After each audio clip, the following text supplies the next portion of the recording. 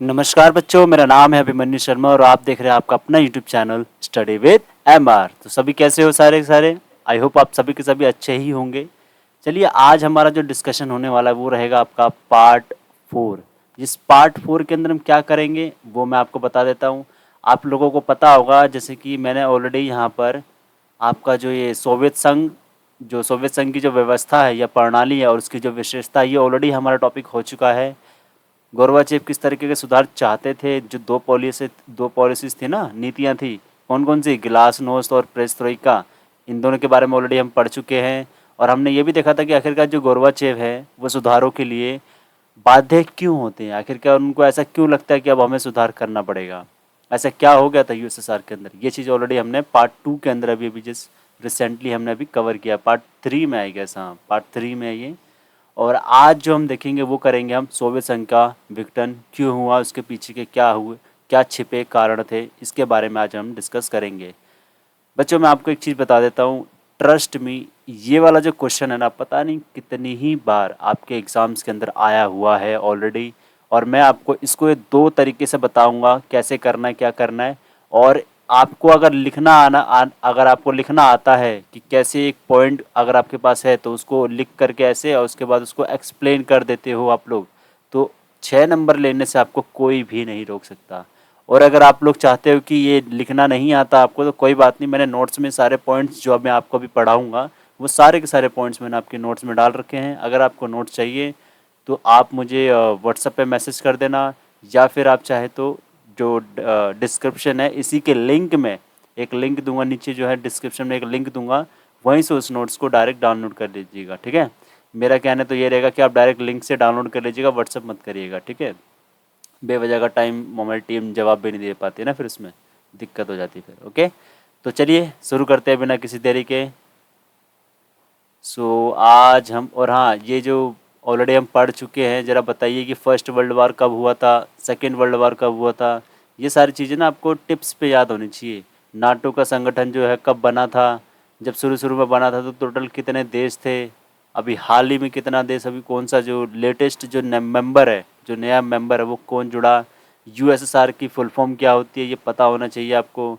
USSR का सबसे पहला जो वो है क्या बोलते हैं राष्ट्रपति, वो कौन था। और ये वाला तो भाई प्लीज़ मत भूलना, क्योंकि ये तो पता नहीं कितनी बार पूछेंगे ये लोग कि गोरबाचेव की जो दो नीतियाँ वो कौन कौन सी थी, ग्लासनोस्ट और पेरेस्ट्रोइका।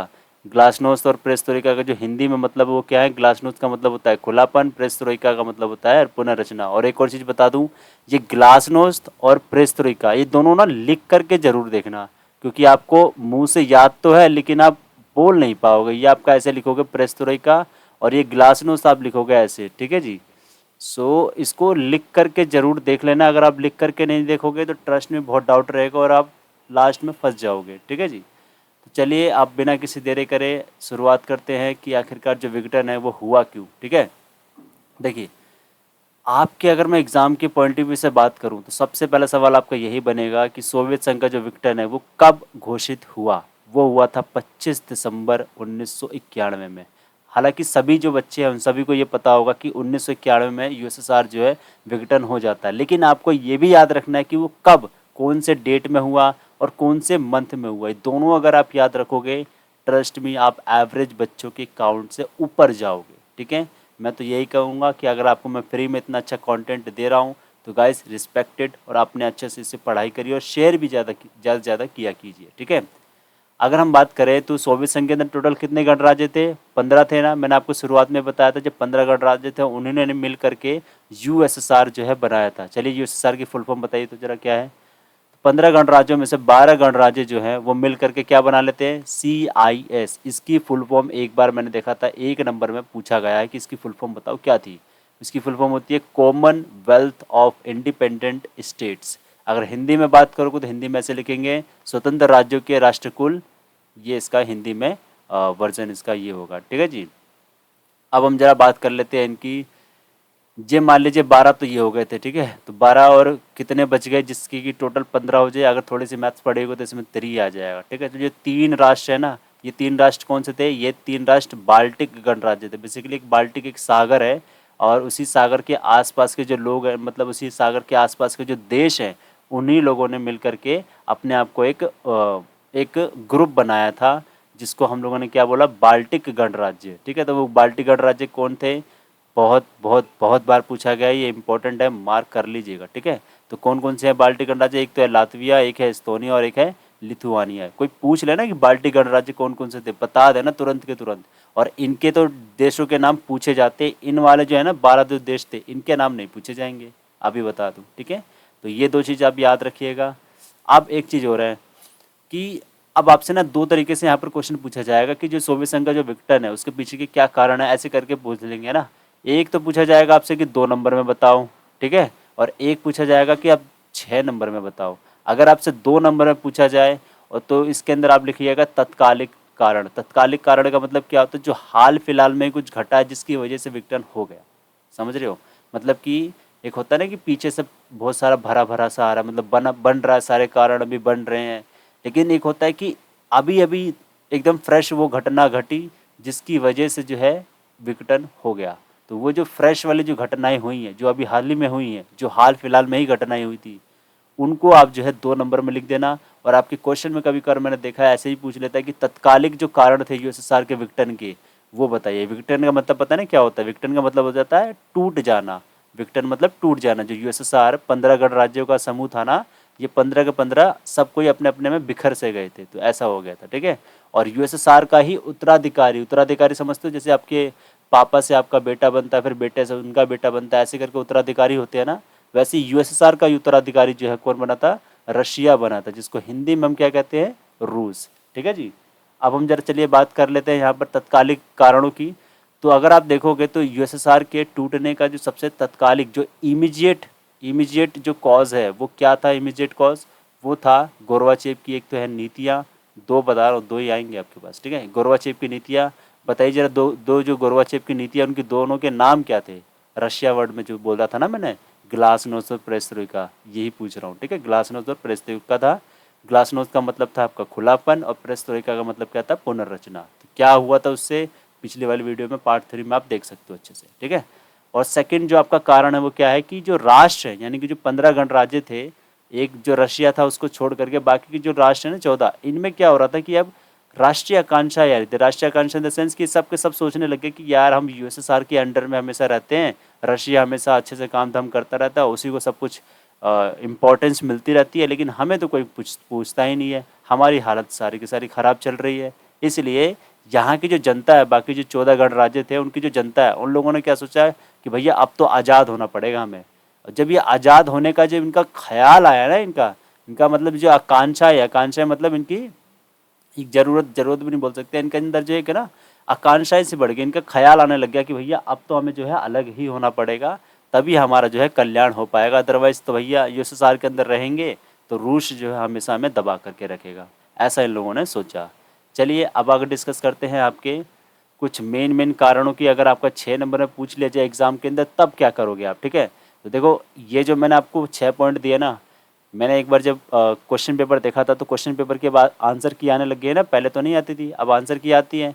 उस आंसर की के अंदर मैंने एग्जैक्ट यही 6 के 6 पॉइंट देखे, और ट्रस्ट में अगर आप यही 6 के 6 पॉइंट लिख करके और इसी से मिलता जुलता कुछ अंदर लिख करके आ जाओगे ना, 6 नंबर लेने से आपको कोई रोक ही नहीं सकता, मैं इस चीज़ की गारंटी के साथ कह सकता हूँ।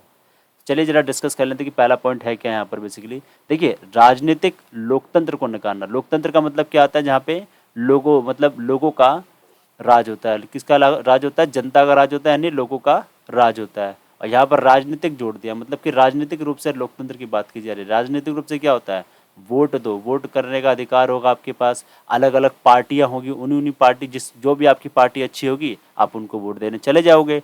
लेकिन यूएसएसआर के अंदर ऐसा जो राजनीतिक लोकतंत्र है ना, जहाँ पर खुलेआम पर पार्टी दी जा रही है, अपने बोलने का अधिकार है, ऐसा कुछ था ही नहीं। इनफैक्ट आप लोगों को मैंने जस्ट अभी बताया था ना, जो खुलापन वाला जो लेकर के आया था वो ग्लासनोस्ट, उसके अंदर क्या होता कि 70 साल से जो सेंसर लगा आ रहा था। सेंसर पता है ना क्या होता है? प्रेस के ऊपर जो सेंसर लगाए, जो प्रतिबंध लगाया जाता है, उसको हम जो है टर्म यूज़ करते हैं सेंसर। ठीक है, तो जो 70 साल से सेंसर लगा हुआ था उसको समाप्त किसने किया था? मिखाइल गोर्बाचेव लेकर के आए थे एक पॉलिसी जो कि था ग्लासनोस्ट, उसके माध्यम से जाकर के ये समाप्त हुआ था। डैट मीन्स कि जो यूएसएसआर के विघटन का सबसे पहला जो कारण है वो यही है कि राजनीतिक लोकतंत्र को नकारा गया था, जहां पर लोगों का शासन नहीं था, मात्र एक तानाशाही का शासन था, जिसकी वजह से लोग जो है कुछ ज़्यादा फ्रस्ट्रेट हो गए थे, कुछ ज़्यादा उदास हो गए थे, जिसकी वजह से उन लोगों ने कहा कि भैया अब तो बहुत हो गया, अब हटो यहाँ से, यूएसएसआर में हम नहीं रहने वाले। तो पहला तो कारण आपका ये था। और आपको बता दूं कि जो आपका लेनिन है ना, लेनिन की मृत्यु के बाद जब स्टालिन आया था, तो स्टालिन तो भैया सबसे क्रूर राजा माना जाता था यहाँ के अंदर, ठीक है। सबसे जो तानाशाह वाला जो राज जो करा है ना, वो उसने किया है, क्या बोलते हैं उसका, स्टालिन ने किया हुआ है, ठीक है। तो अगर स्टालिन अगर नहीं लिखना तो मैं दिखा देता हूँ, स्टालिन ऐसे ही लिखते हैं, ठीक है। तो ये स्टालिन था जिसने ऐसा किया था। अब हम बात करेंगे आर्थिक विफलताओं के बारे में। याद करिए जो आर्थिक विफलता है, इसके अंदर मैंने आपको बताया था, इसमें क्या हुआ था कि पिन से लेके कार तक सारी चीज़ें किसके हाथ में होती है, सरकार के हाथ में होती है ना, सरकार के हाथ में होती है ना जी।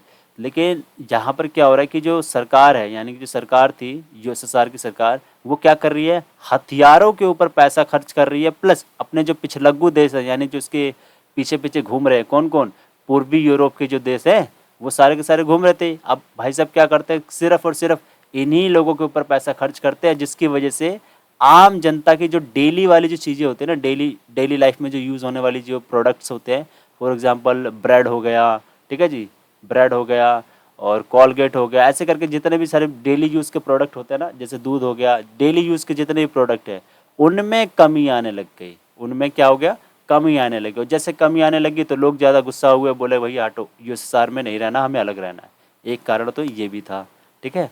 एक कारण आपका बोला जाता है सैन्यीकरण। सैन्यीकरण का मतलब क्या था कि सिर्फ सिर्फ हथियारों के लेकर के ही आगे भागते रहना, सिर्फ सिर्फ हथियारों की बात करते रहते हैं।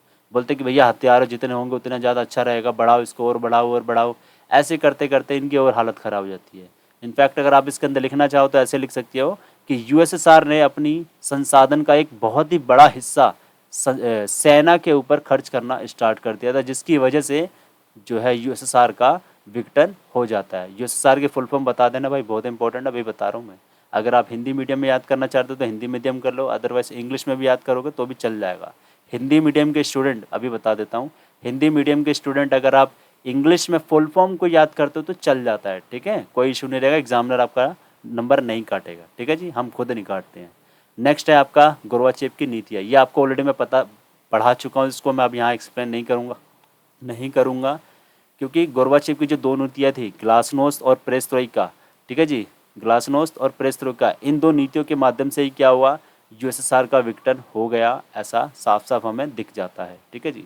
अगला है कि पश्चिमी राष्ट्रों से तुलना करना। मतलब क्या, जो यूएसएसआर के जो लोग हैं ना, वो लोग क्या करने लगते कि अब पश्चिमी राष्ट्रों से तुलना करने लग गए थे। कब करने लग गए थे, जब आपका मिखाइल गोर्बाचेव ग्लासनोस्ट लेकर के आ गए थे ना, ग्लासनोस्ट, जिसका मतलब क्या होता है, खुलापन। मतलब क्या, अब सब कुछ खुला खुला है, अब सब कुछ ओपन है। मतलब क्या, ओपन होने का मतलब क्या, अब जो जनता है वो देख पा रही है कि जो पश्चिम की जनता है, मतलब कि जो वेस्ट वाली कंट्रीज है, वेस्ट वाली कंट्रीज कौन, अमेरिका हो गया, ब्रिटेन हो गया, फ्रांस हो गया, ये सारे जो कंट्रीज हैं, इतने सारे जो देश हैं, इनका जो लाइफ स्टाइल है, मतलब रहने पीने खाने का जो तरीका है वो कैसा है, वो चीज़ इन लोगों का बाद में पता चलने लगी, किसको, यूएसएसआर की जनता को। जब आपका मिखाइल गोर्बाचेव खुलापन लेकर के आ जाते हैं तब, और तभी जो है जब यूएसएसआर की जनता अपने आप का कंपैरिजन करने लगती है अमेरिका के, ब्रिटेन के या फिर फ्रांस के लोगों के जीवन स्तर से या लाइफस्टाइल से,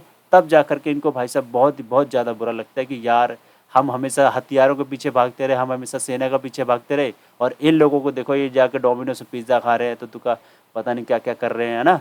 तो ये सारी चीज़ें देख करके यूएसएसआर की जनता को लगा कि भैया ये तो बहुत गलत हो रहा है हमारे साथ, अब हमें यूएसएसआर के साथ नहीं रहना है, अब हम अपना अलग से एक देश बनाएंगे और अपना खुद का विकास करेंगे, ऐसा इन लोगों का कहना था, ठीक है। तो ये सब हो गया। तो जब अब लास्ट पॉइंट आप ये भी डाल सकते हो, जो गणराज्य है, यानी कि जो 14 गणराज्य थे, एक रशिया को छोड़ करके बता रहा हूँ, ठीक है, 15 थे ना टोटल, तो रशिया को हटा दो, बाकी के जो 14 थे, इन 14 के 14 गणराज्यों में राष्ट्रीय आकांक्षाएं आना स्टार्ट हो गई। राष्ट्रीय आकांक्षा का मतलब क्या होता है, आज़ाद होना है हमें, ऐसी फीलिंग आना इनके अंदर स्टार्ट हो जाती है। क्यों आ जाती है इनके अंदर ये वाली फीलिंग, क्योंकि जो रूस है ना वो हमेशा इन लोगों को दबा के रखता था, ये समझ लो आप, ठीक है। हर जगह पर जब भी कोई काम करता तो रूस रूस रूस, समझ रहे हो। अगर कोई हर बार ऐसे आएगा तो ऑब्वियसली यार सब लोग गुस्सा तो हो ही जाएंगे, ठीक है। तो ये हैं आपके पूरे के पूरे 6 कारण और गाइस इसको 6 के 6 कारणों को करके देख लीजिएगा। इसकी राइटिंग प्रैक्टिस ज़रूर ज़रूर ज़रूर कीजिएगा। मैं अभी आपको अभी बता रहा हूँ, ये क्वेश्चन बहुत बहुत बार रिपीट हुआ है और मैं नहीं चाहता कि अगर ये क्वेश्चन आए तो आप इसको ना कर पाओ।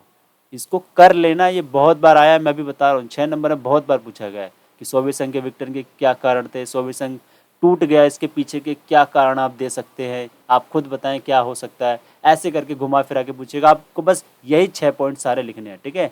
और भाई आपको बता दूं, आप भले ही कितने बड़े ज्ञानी पंडित क्यों ना हो, आपको सारी चीज़ें पता हो, लेकिन अगर आप लिखने की बात आती है ना तो वहीं अटक जाते हैं लोग, ठीक है। हम भी अटके हैं अपने 12th क्लास में। हमने भी जो है फिर लिखना स्टार्ट करा था, और जब मैंने फर्स्ट टाइम लिखना स्टार्ट करा था, ट्रस्ट मी, जब मैंने उसको खुद से पढ़ा ना, इतना बुरा लगा। मैंने कहा यार इतना ख़राब लिखता हूँ मैं, समझ रहे हो। ऐसा उस टाइम फील हुआ था। इसीलिए बोला जाता है कि लिखने की प्रैक्टिस बहुत बहुत ज़रूरी होती है, तो आप भी इसको ज़रूर करिए, ठीक है जी। तो चलिए अब समाप्त करते हैं इस वीडियो को, और इस वाले वीडियो के अंदर बस इतना ही है। Thank you so much.